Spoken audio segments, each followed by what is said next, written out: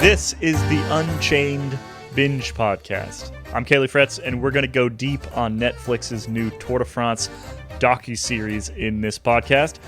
In today's episode, first episode, we have a tear-jerking win from a farmer's son, a bit of image polishing for two of the more controversial managers in the sport, a redemptive comeback win, and yes, some manufactured drama on a bridge. Let's get into it.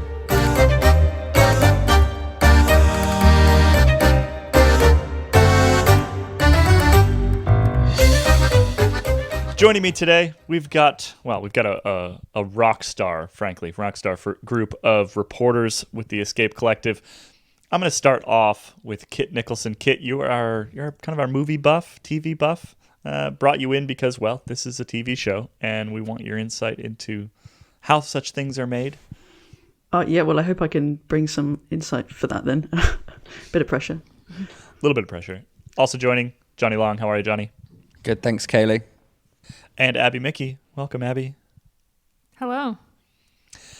Let's kick off with first impressions. So we've just watched the first episode of Unchained.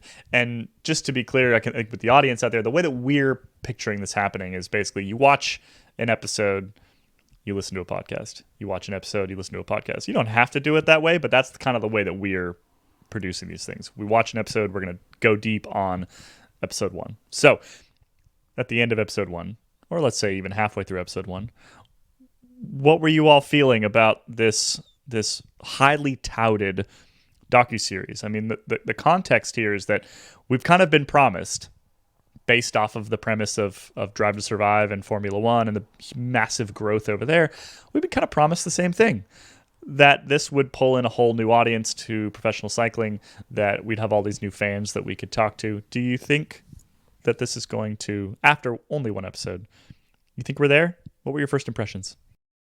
It was very much for non-fans, I felt, the first episode. But also, I guess my major takeaway from the first episode was they showed a lot of crashes. And I didn't love that. But it's also, if you kind of remove yourself from being, a fan of the sport for many, many years, if you're brand new to the sport, crashes are such a huge part. And so while I didn't like to see them, especially Jakobsen's crash, like over and over and over and over, it was definitely, it was unpleasant, but I think it was needed to kind of set the stage and the stakes. So my first impression was I never want to see that crash from Jakobsen ever again. I fear that I will see it many more times in my life. Yeah. Yeah, I have to agree with that. Yeah, I think unfortunately, because we obviously watch a lot of cycling, we're used to the crashes in terms of we don't need to see them and pore over them. But if you're just getting introduced to the sport, it sort of lets you know where the stakes are at, and it gives you an understanding of what the riders go through, and what it means to like go into a corner or come out of a corner at whatever kilometers an hour. I think that really helps to explain what bike racing is. Yeah, there was heavy use of onboard cameras in episode 1, and I think that was actually quite effective. I think that unless you've ever been in a peloton, there's no real way of understanding how chaotic and dangerous that can feel from just like a helicopter shot, which is generally, the big sort of wide vista helicopter shot is generally what we get during the Tour de France. I thought those were very effective shots at like you say, Johnny, kind of like setting the stakes and determining and helping people determine like what could go wrong when things do go wrong. Yeah, that was probably one of my major, impressions of the first episode was it was quite fast paced from the beginning, from the very start. Even in the quick fire language that was used, and and then of course we transition into a sprint masterclass or a sprint tutorial, whichever way you want to look at it. So yeah, I think, well, there's also a mirror to be found in Drive to Survive, first episode of which does also feature a lot of crashes. And I did my homework and watched some last night. So yeah, it seems to be a theme that they like, these producers, a bit of crashing. What I feel could have been really useful was like a 30-second like explainer with like loads of graphics on exactly how bike racing and the Tour de France works. Like I kind of vaguely remember that in Drive to Survive at some point, but just explaining like, okay, this is how you win the Tour de France, and like the real basic stuff that if it's only 30 seconds and if you've ever watched the race before, then it's fine, you can sit through that. But the explanations of how everything worked and with the teams and the domestics working for the leaders was sort of communicated to the audience via, unless you spoke French, via the subtitles of a French speaker, which I feel, unless you're really paying attention, if you miss that, then it's just gone, and maybe then you're guessing how it all works for the rest of the episode. Yeah, it was heavily French influenced, and we kind of knew that was going to be the case. We'd heard that, in fact, that ASO, the owner of the Tour de France, had kind of not demanded, but requested that there was quite a bit of French influence. And we spent a bunch of time, we don't want to spend too much time on this right now, but we spent a bunch of time prior to this coming out wondering who was going to be the Will Buxton person in this series, right? Will Buxton in Drive to Survive, he's the one that's like, he says things like, to win, you must be the first car across the finish line. Like things like that.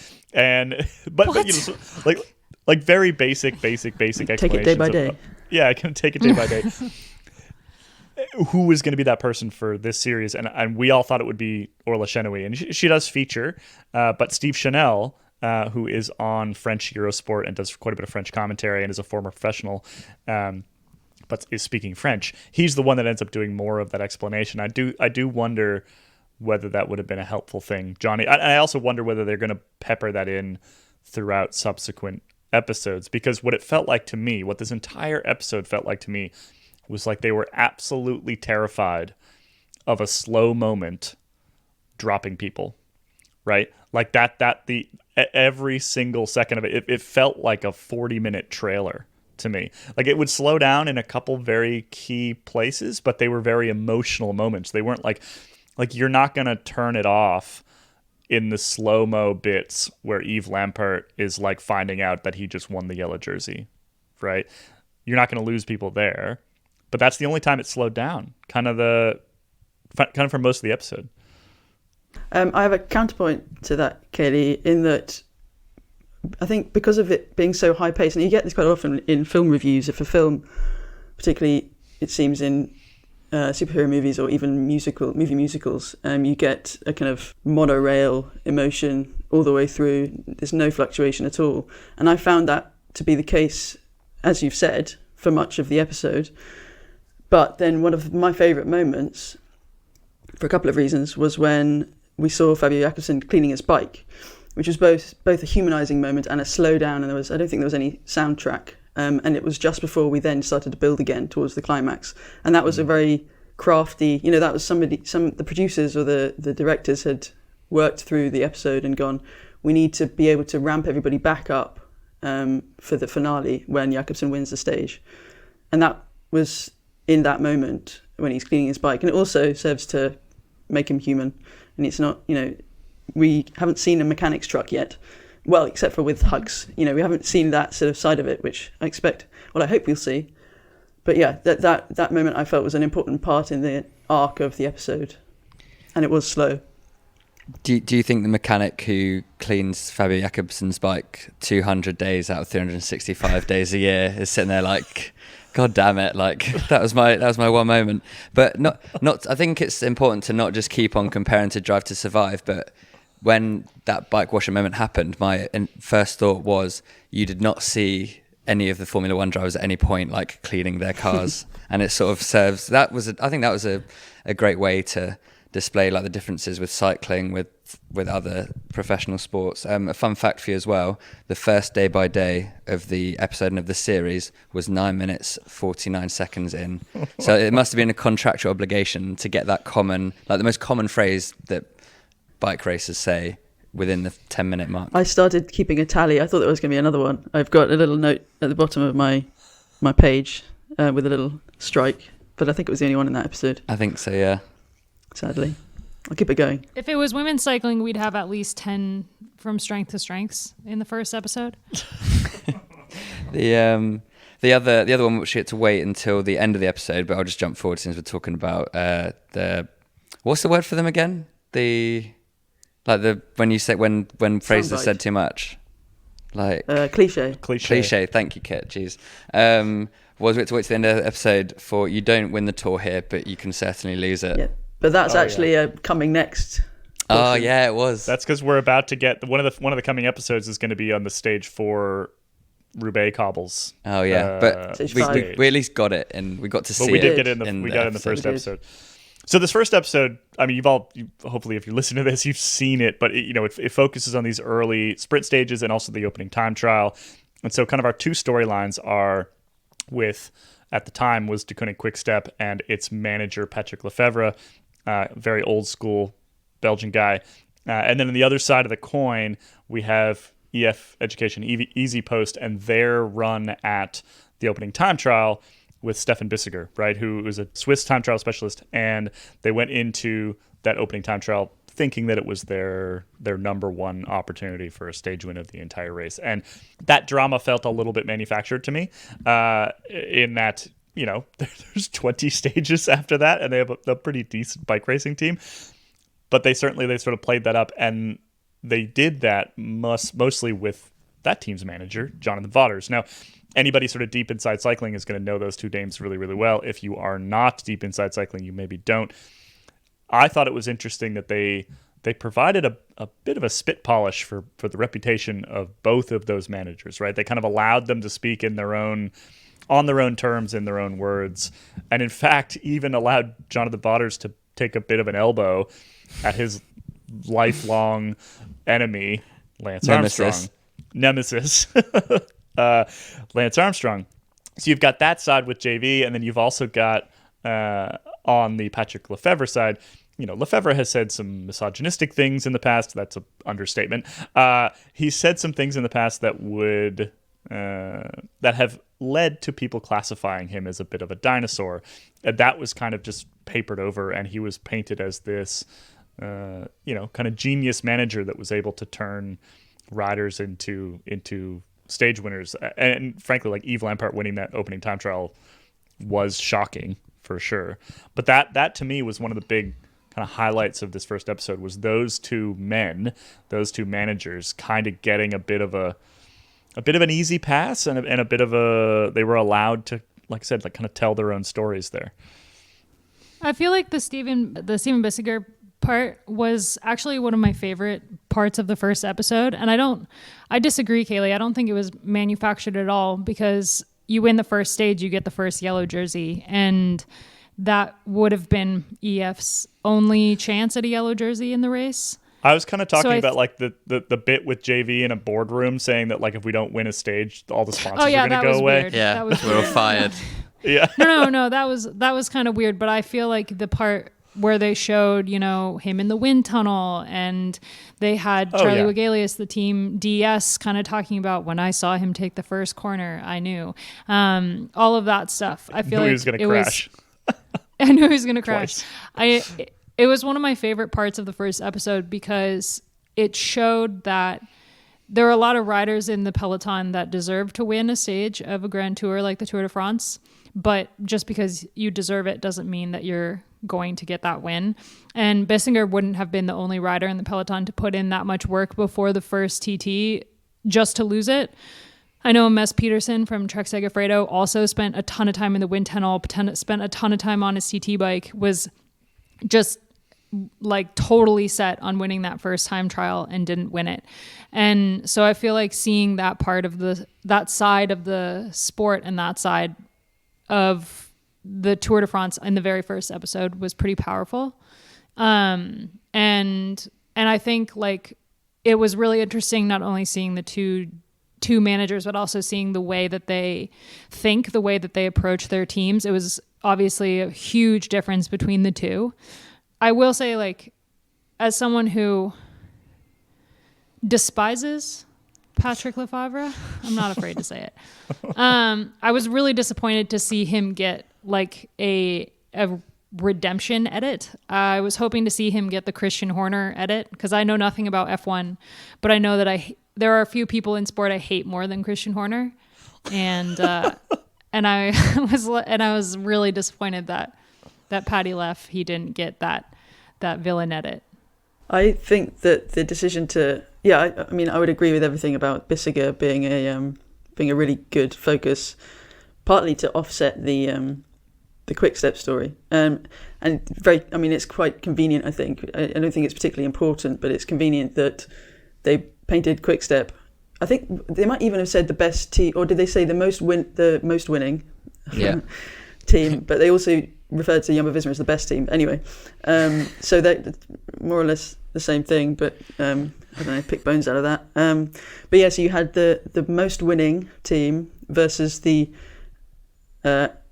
least, the lowest on the standings, the World Tour standings. That was the first mention of relegation and points. Then skated over and not explained. But still, you had that offset between EF and their desperation to get a win, and Quickstep being the ones who've got 47 wins at the Tour already, and they're going to get another one. It's just a matter of when.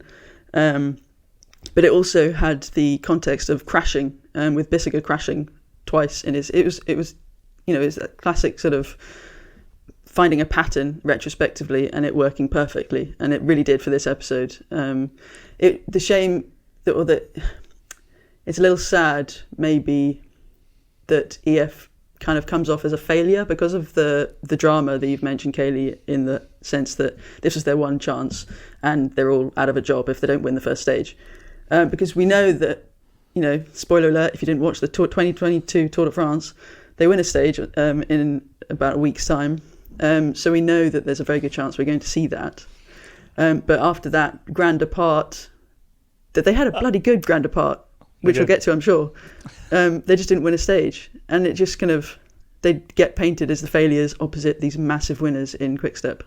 I don't know how to deal with spoilers on this podcast because, no, I think spoilers don't. There's no such thing. It's a year. I mean, the race happened a year ago.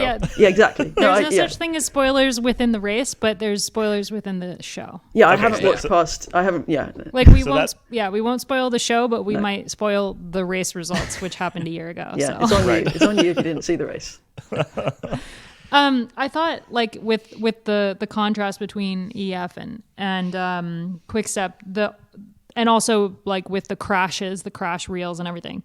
I think it was also building up to the over dramatized moment of the episode, which was Yves Lampart's crash on the bridge, which they made a huge deal out of.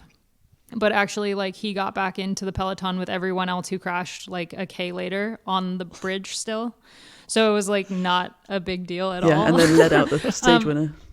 Yeah. Yeah, so I think part of the crashing was also to try to make that moment more dramatic, which for anyone who watched the race, they were like, wait, didn't he even if you didn't watch the race and you're watching him chase back on, they get back on before the bridge ends. So you're like which is still a couple kilometers away from the finish, a significant distance away from the finish. Yeah, I mean that bit certainly felt a bit manufactured. But if you will recall, part of the reason I'm almost willing to give that a pass is we were all sitting there kind of hoping for the bridge to be a huge deal. I mean, remember this, it was in the lead up to the race last year. I don't know how many stories we wrote about it. Everyone else is writing stories about it. It's a big bridge with crosswinds. Crosswinds break up the peloton. That brings chaos. That brings crashes. The whole kind of cycling world was kind of hoping for this to be a big deal. And then it ended up not being a big deal. And then Netflix just made it a big deal anyway. Because the peloton keeps moving. It never stops. And if you're not in it, you're dead or something like that. Yeah, that's the Mark Madeo quote. If you're not in the peloton, if you're in the peloton, you're alive. If you're not in the peloton, you risk death. You are facing death. And that's new viewers, that's all you need to know what Mark Madeo is like, the boss of the biggest French team. Superb. Returning really briefly to our managers here. So the Jonathan Vaughters Lance Armstrong bit was interesting to me. Lance Armstrong is a former world champion on that team, so it was a big deal. That's me with Lance. This is where my doping is at its absolute peak. All I was worried about was getting caught for doping the next day, and I couldn't sleep. And with Lance, I don't think any of that was true. I think he slept like a baby. the fact that they left it in there was interesting to me. The fact that he got to sort of like throw an elbow essentially with no response was interesting to me. What did you guys, it was not that long, but it was relevant in that it almost felt like Lance had to be mentioned somewhere in the first episode, right? And then they got that kind of out of the way. It was more that I think because we've been building up to this for ages and waiting for it and like wondering how it's going to be angled and focused, that when that happened, I was thinking, oh, is this going to be like a bit juicier and spicier than we thought? Because the immediate thought of one of these sports documentaries where they've had to get everyone on side is that inevitably it's going to be a softer version of the true reality of professional sport. So when I saw that, I was like, maybe we're going to actually get some huge quotes and huge insight. But then when you saw sort of, Patrick Lefevre getting a free pass for a lifetime of quotes that age like milk, and then even like the inclusion of the fake Jonathan Vaughters text that popped up on the fake phone, like that is it? I can't remember which artist it is, but that music video where the person's text on their phone, but it's in an Excel spreadsheet. It was basically the remake of that, but in the Netflix. Yeah. And I was just like, why have they put that in? It's like my personal bugbear in TV and film when somebody gets a text from their mum and it's the first text from that person they've ever received. Yeah, exactly. But it was, I think, I mean, we'll have to see how the rest of the series goes. But if there's like, you only need to sprinkle a few of those like Vaughters, Lance things in there, and you don't have to go that deep into it, but just to give the viewer enough to sit there on the phone and then like search on Wikipedia more about it, because that's kind of what this is all for, is to introduce the fans in. But you just need a bit, like with Patrick Lefevre, I mean, it's because they had to get the teams to agree to be on the show. So you're never going to be, hey Patrick, we'd love to feature your team and do loads of great activation for your sponsors, but also can we talk about how, you say sexist stuff sometimes. It's not gonna happen, unfortunately. How you liked a whole bunch of porn videos recently on Twitter and we can all see it. Exactly. For example. Yeah. The Vaughters Lance bit for me felt like it might have a bit of an ulterior motive in that it got doping discussion out of the way for the entire series. Yeah. That was my thought as well.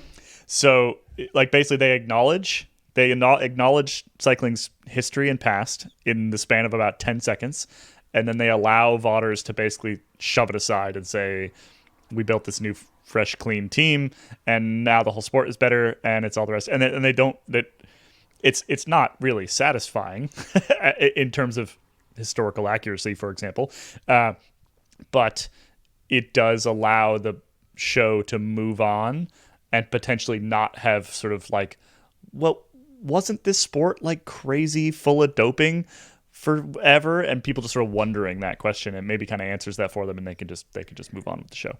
Just a random fact about Netflix in the build up to this. I've just seen earlier today, they've now got the rights to the program, which is coming next week. So that film that they made,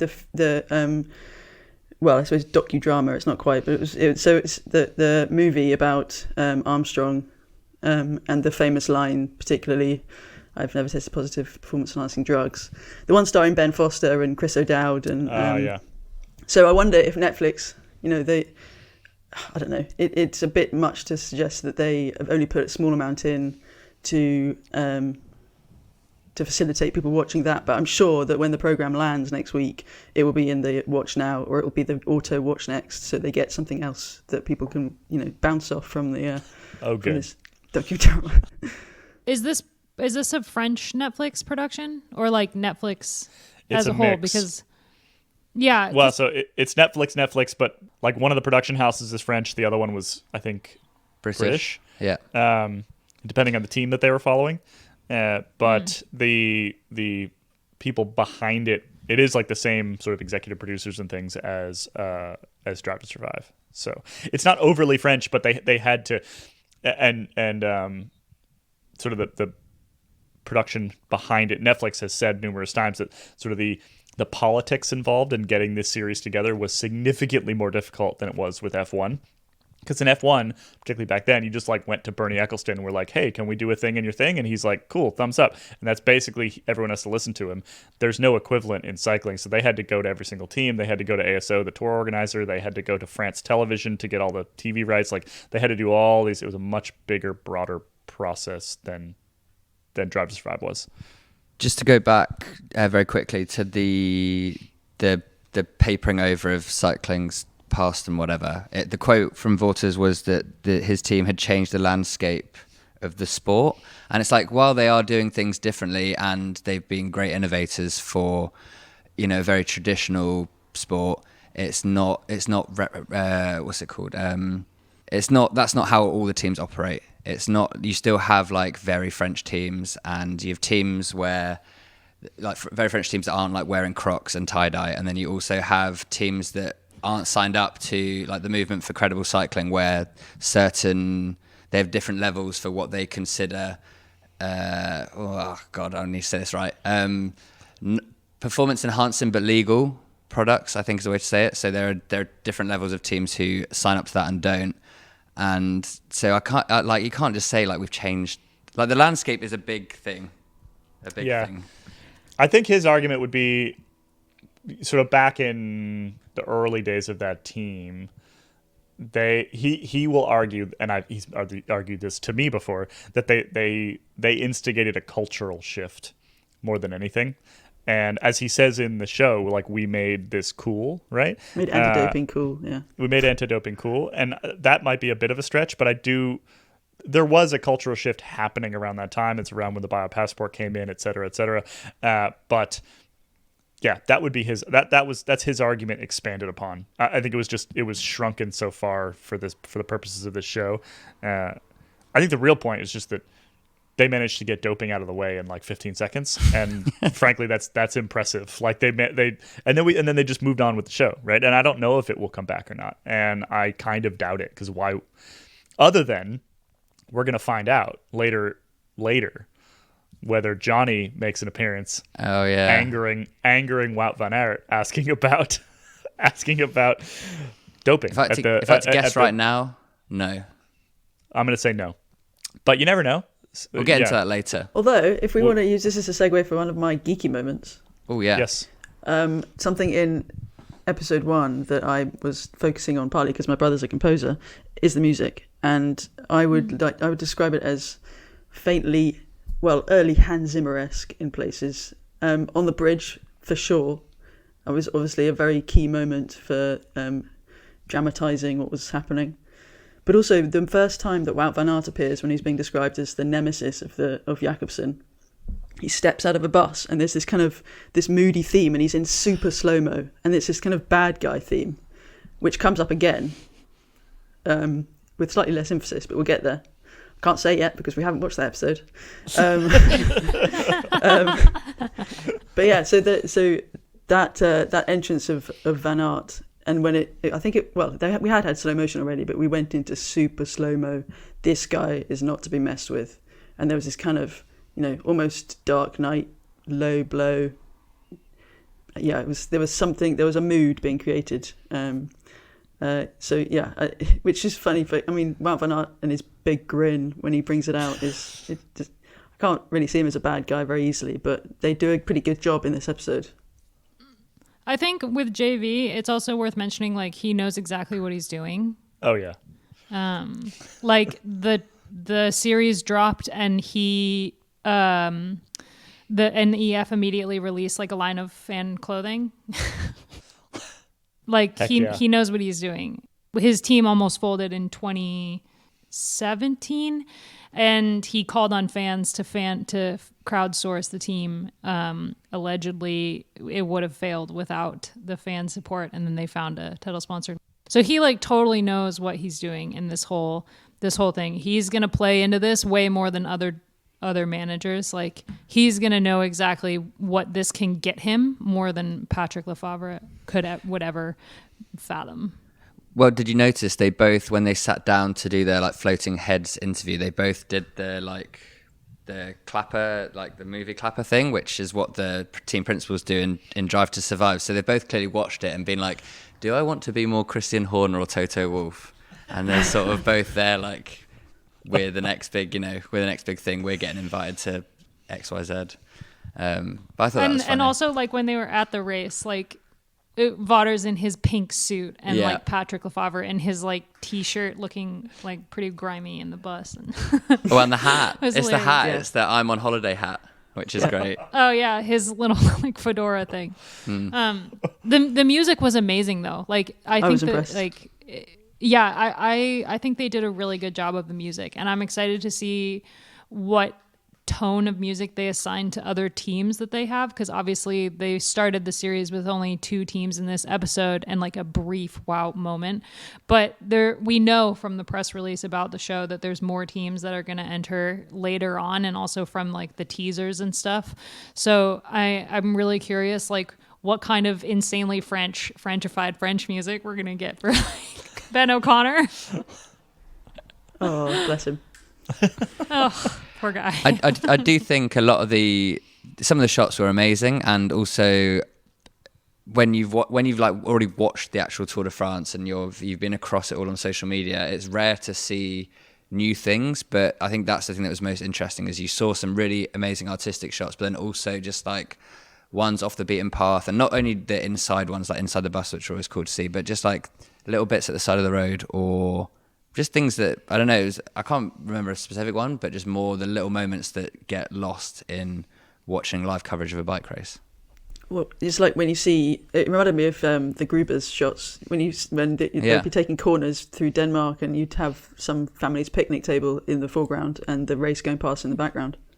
Do you think that it's just because there's a limited time and they've got to focus on the race that like this series didn't make enough, or this episode didn't make enough of Denmark? And we've seen that the next episode goes to the cobbles, so are we going to get any Denmark stuff?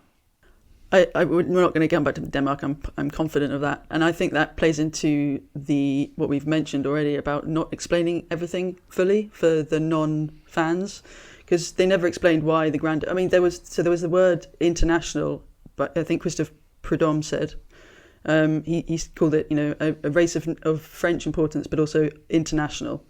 That's the only real mention you get of, hang on, but they're in Denmark. And then, of course, you get the yellow and green jersey. The yellow jersey explained, but the green jersey isn't. And the yellow jersey and the green jersey change hands inexplicably. Yeah. And then, the reason that we don't get stage 3 is because Jaco Alula and Groenewegen aren't in this series. But it's not explained why that's not featured. And I understand why we didn't go back to Magnus Kort's solo breakaway and party through Denmark on stage 3, because to do that after Jakobsen's stage win would have been a bit of a mute. Yeah. Well, the way that they played it would have been a fairly mute ending to the episode, although I kept waiting for it because I thought that was one of the most brilliant parts of that Grand Départ. But yeah. I feel like Denmark got the Tom Bombadil treatment. Like it would have been too that's a niche reference. And That's right, we'll come back that? to niche references. He got the Tom Bombadil treatment because had they thrown the fact that the first 3 stages were in Denmark into the show, it would have been too confusing with the hype of how important this race is to France. So like Tom Bombadil gets the ring and like it doesn't affect him at all. The race starts in Denmark, but they're trying to be like French expects a victory. So it would have been too confusing. Yeah. You just start complicating the narrative. I mean, it was a very simple narrative around 2 teams and just a very select number of riders, and to add much else to that would have been, I suppose confusing. one time we might get back to Denmark is at the very, very, very end when a Dane wins. Yeah.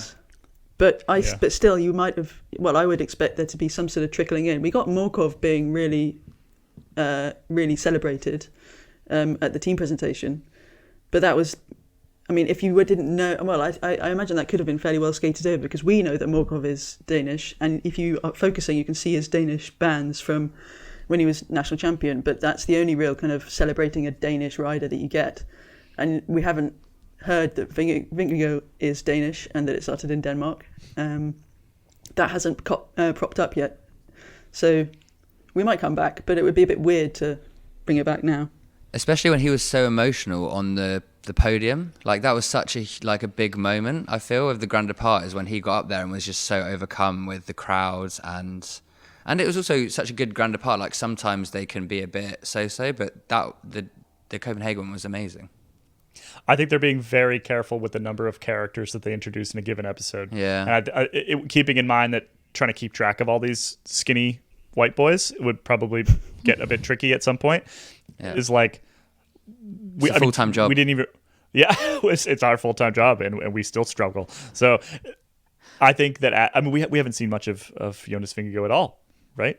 We've seen him sort of like flit in and out, but his position as really a marquee is not entirely clear at the end of this first episode. We're going to take a brief break here.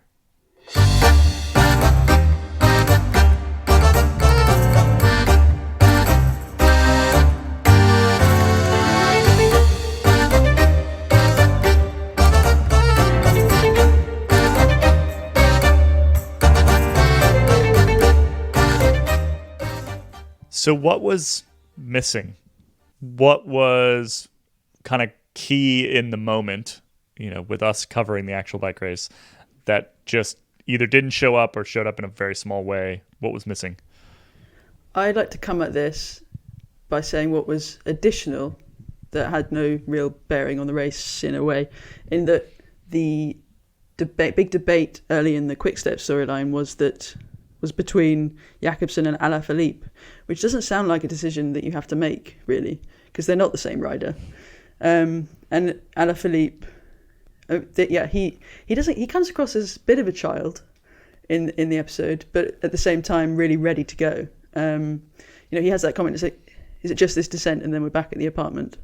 Is that, no, we've got another climb to go. Oh, just another climb then, or something like that. But still, we all wanted Alaphilippe to be there, I think. But the big point though is that there was absolutely no mention of Cav at all, and it took until just a few days before the Tour de France before we knew that Cav, 4-time stage winner the year before, and record equaling of all time, didn't feature in even one breath. I feel like that's when the Frenchness comes in, because the French who are watching this in France, who are not actually, I saw on Twitter, it was JV who said you should watch it with subtitles and not with the English dub over, because it's like, I found that super frustrating the whole episode. It was terrible. But the Frenchness comes in because it's Alaphilippe. Like, he's like the French baby. He's the world champion. He's huge in France. And like, to mention Cav was very much like a cycling fan would have appreciated that more, but the French want Alaphilippe in there in some form, and the only way to mention him was in the very first episode, in the very first point. Like 10 minutes. And so like for us, the huge drama leading up to the race was, are they going to bring Cav? And that was a conversation that we were having from like, I don't know, August 2021. was like, are they going to bring Cav to the Tour next year to try to get that final win and beat the record and have the most Tour wins of all time? And for us, that was massive, but for the French fans, they don't care. Did you notice though? I remember this at the time, and then you can actually see it in the episode. Is when the Quick-Step team are on having the team presentation, there is loads of footage and photos of Cav in the green jersey behind them, and so I mean they must have just made it. They have to make those things so far in advance, so they just gambled and were like, yeah, green jersey, whatever. But they could have done that with Alaphilippe, right? They could have still chosen that from the year before, and he was still in the world champions jersey then. Yeah. But they went with the Cav thing. So that was weird as well, that it was more, you could feel it more at the race when that was the big story leading up to it. And then they had this whole thing about Cav and then introduced a team without Cav. So it would have made sense to at least mention that a bit, but it comes back to the sort of control of the narrative thing, right? I wonder if there's something in the fact that Cav has his own documentary coming up. If there might have been some sort of contract arrangement. Yeah, maybe. Some sort of debate over ownership of certain images. Yeah. Who knows? We won't be able to answer that until we see that series or film or whatever it's going to be. I think that's this summer. I don't know. Yeah, mid-August. They'll bring it out when Jakobsen wins a stage. And they'll try and kind of... You could have had just Patrick Lefevre like drawing a picture of Cavendish on like a napkin and then like creasing it to make him talk or something if they couldn't have had any of the rights, just gone really... Just showcased another one of Patrick's many talents. What else is missing beyond sort of the Cav storyline that we all followed so closely and then just didn't show up at all? What else was what else is missing? We've already mentioned Court, haven't we? Yeah. Danish things. I mean, yeah, they won a stage later. Court spent a bunch of time in a solo breakaway. We had a lot of Yeah, explanation. second and third stages. Yeah, He was second off and the front. first. Yeah. Yeah, to get the Second, polka third, dot third. jersey, wasn't it? Yeah, And so then that's the yeah. thing, is we had a big sprint tutorial in this episode, but we had absolutely no... I mean, we didn't ever see the breakaway. We saw the peloton a lot in stage 2. We never saw the breakaway. So I don't know. I realised that maybe it's a little bit complicated to try and explain. You know, why do these 4 guys want to go up the road, and then why does that mean that the peloton gets a day off or whatever? I think we'll get that when there are like breakaway victories in the later episodes, because I guess with a time trial and a sprint, then that's 2 very easy ways to be like, oh, here's who won, and then you're like, later on, you know, you'll have Chanel being like, sometimes someone just rolls away up the road and they just win it.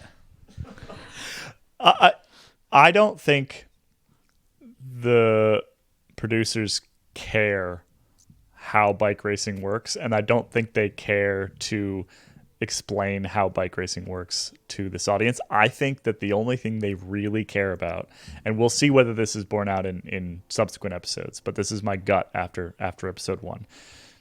I think the only thing they really care about is sort of human condition, highs and lows, and human on human controversy. So, you know, so the battle between 2 individual riders, or as in the case of episode 1, where we have this sort of like real high for Jakobsen and Yves Lampaert and real low for Bissiger. I think that's all they're looking for is what happens to these individual athletes, and then they tell the context around it, and that part can be interesting. But I fundamentally, like, I don't know if they will. I don't know if we'll ever get in 8 episodes like anything on the polka dot jersey, which is a big, massive, important thing in the Tour de France, and riders spend their entire career trying to get this jersey and win this jersey. And I would wager that they just ignore it unless they decide that somebody in it has a compelling enough storyline to dedicate a piece of an episode to. I don't think the actual like underlying structure of the bike race is actually really all that relevant to what they're putting together, which is why it's so frustrating for us, I think, in some ways. But if I'm a first time watcher, like I was to the Drive to Survive, I mean, it's a little bit different because that is cars getting across the finish line. But if I was and somebody mentioned on our Discord that they'd watched it with their wife who doesn't follow cycling, and they were so confused by the yellow jersey and why 1 minute Lampert was in it, and then Van Aert's in it, and then he's in the green jersey. And I think if we get an image of anybody in the polka dot jersey, that's when a newcomer, you know, you're not going to get through 8 episodes, I don't think, if you don't understand what's going on. Maybe, or at least the context of what's going on. I'm also trying to think back to, if you think like thinking back to when you first like got into watching cycling, I guess you were more compelled by the characters and the stories rather than the rules. But I think it is important to have that context. And there was an interview with the director of the series who said in everything, like he says in everything he makes, like all the movies and whatever, it's always about the characters, and that when they handed the show over to the editors to like actually chop it all together, they were from non-cycling backgrounds, so they were treating it very much as like a traditional docuseries, I guess. And you have to make a decision. You can't have everyone who played a part in those first stages play a role. I mean, Magnus Cort is a character, from what I can understand, and he was in the polka dot jersey on his solo rampage on stage 3 in Denmark. But is his story as good as Jakobsen's comeback? No. Yeah, no, it's not. So you have to make that decision. So maybe in a different world we would have got that story, but you have to, like say, editing. I also wonder whether we're going to get a bit more of the actual racing kind of dynamic in future stages, right?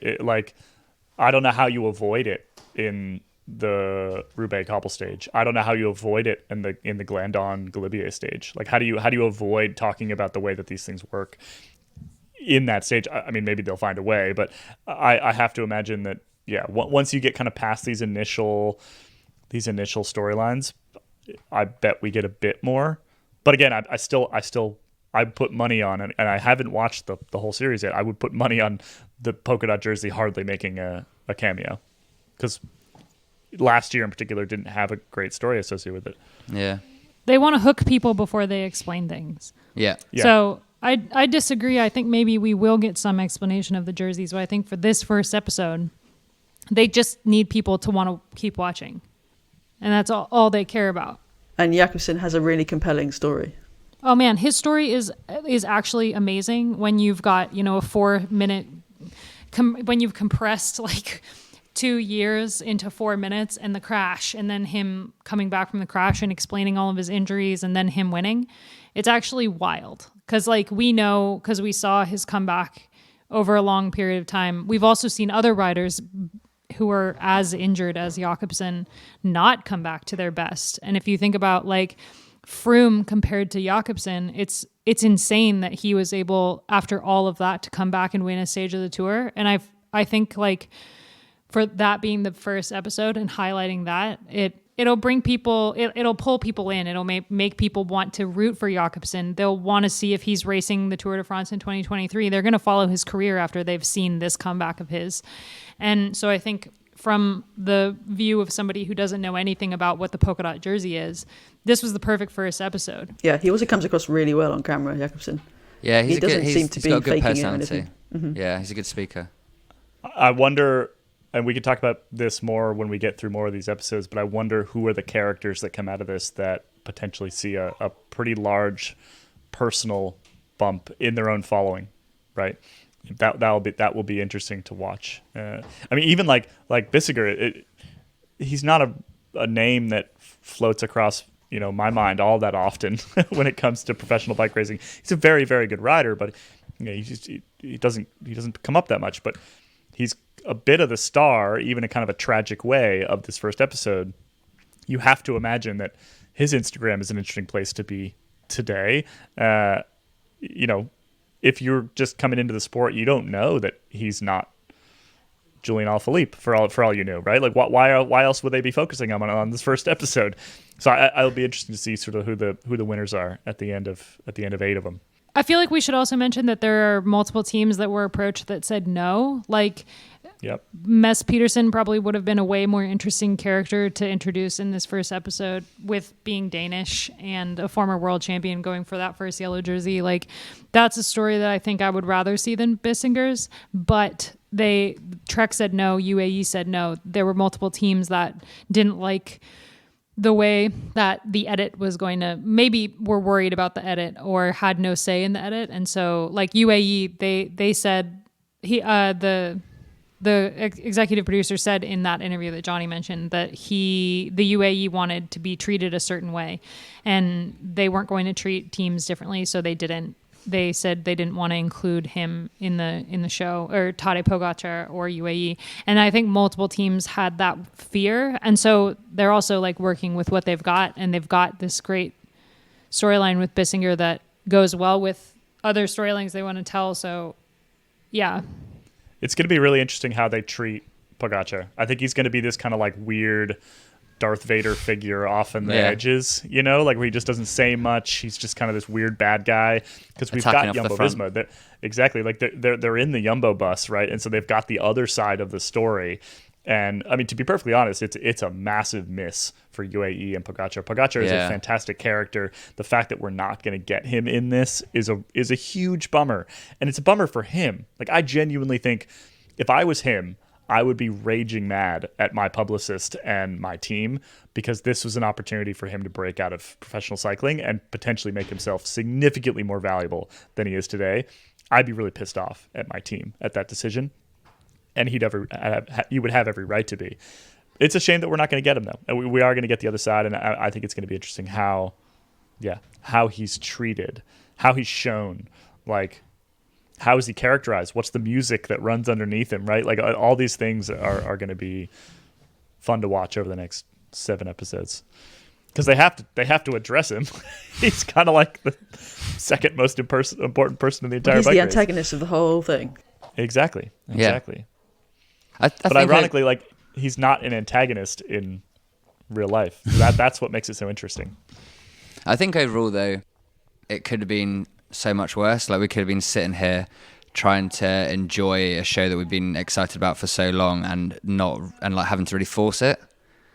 Like I think always your expectations are going to be so high that it's going to be hard to match them. But when you take a step back, it was pretty good, and it didn't do the thing that often like mainstream like places do when they cover cycling, is just get things completely wrong.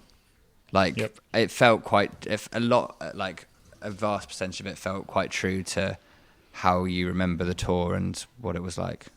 I think the cool kid hipster view of this series is going to be to dislike it, particularly from within the cycling world, right? Like, we liked cycling before Netflix found it. I think that's probably going to be generally the sentiment that we see from a lot of our colleagues. But I genuinely enjoyed this first episode. Do I wish it was more tailored for me and the fact that I've been covering the sport for 12 years or whatever else? Yeah, that would have been fun. Like, more insight would have been great. We didn't get that much kind of behind the scenes stuff from this first episode. I wonder if we'll get more later. But it was it was a good lead, right? It was a good way to grab an audience, I think, and hopefully retain them through 7 more episodes. Let's cut this episode off here. Up next, episode 2, is the return to France and the cobbles of Paris-Roubaix, which are, if you've never seen Paris-Roubaix before, and I assume there's some folks out there who are brand new to all this stuff, really nasty roads full of rocks, basically. And the stage in question, stage 5 of that Tour de France, was absolutely chaotic, and I am looking forward to the episode. So we will be back as soon as we can record another episode, watch it and record another episode. As I mentioned in the trailer, you can either get this podcast on the Unchained Binge Podcast channel, meaning you can search Unchained Binge on whatever podcast thing you use, or if you're already a subscriber to the Escape Collective podcast network, you can just get it there. But it will roll out a bit slower on the main Escape Collective channel. We're going to probably do 2 a week there. We will be posting these basically as soon as we finish them on the Unchained Binge channel. And with that, thanks, Abby. Yeah, thank you. Thanks, Kit. People can't see you nod. Oh, yeah. Not used to bid farewell at the end of these. Thanks, Johnny. Thanks. We didn't win the tour there, but I also don't think we lost it there. So we're good to go. We'll see y'all with episode 2. Bye-bye.